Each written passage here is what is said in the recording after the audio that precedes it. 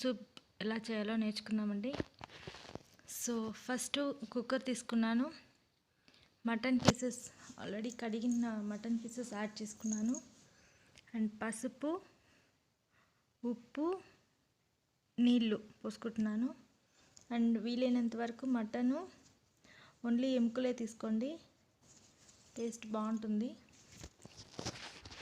And మీకు ఎంత కావాలో అన్ని నీళ్ళు యాడ్ చేసుకోవచ్చు. అలా అని కొంచెం పీసెస్ వేసి దండిగా అయితే యాడ్ చేసేయద్దండి, వాటరు మితంగా యాడ్ చేయండి. And onion, tomato and green chilli optional అండి. అలాగే అల్లం తెల్లగడ్డ పేస్ట్, అలాగే రెడ్ చిల్లీ పౌడర్ ఆప్షనల్ అండి. ఆప్షనల్ అంటే వేసుకుంటే కలర్ఫుల్గా ఉంటుంది, ప్లస్ టేస్ట్ ఉంటుంది. బట్ నేనైతే వేయలేదు, ఎందుకంటే నేను పిల్లలకి ఇస్తున్నాను కోల్డ్ కాఫ్కి సొల్యూషన్గా.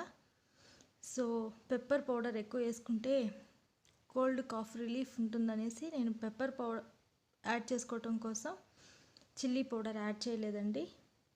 మీరైతే చిల్లీ పౌడర్ యాడ్ చేసుకుంటే కలర్ఫుల్గానే ఉంటుంది అండ్ టేస్ట్ బాగుంటుంది.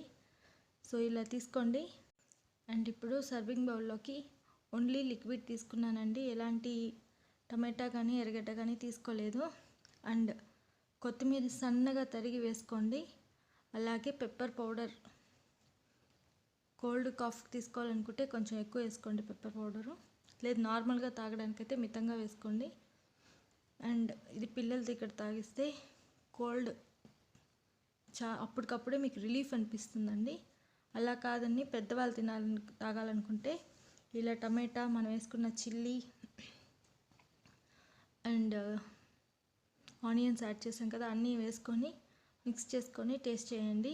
చాలా చాలా బాగుంటుంది. అండ్ బాగుండేది పక్కన పెడితే చాలా చాలా హెల్తీ అండి. అండ్ ఇన్స్టెంట్ ఎనర్జీతో సమానం. సో హెల్త్ ఇష్యూస్ ఉన్న వాళ్ళు ఎవరైనా ఇది తాగితే కొంచెం ఎనర్జీ బాగా వస్తుంది. సో ట్రై చేసి చూడండి.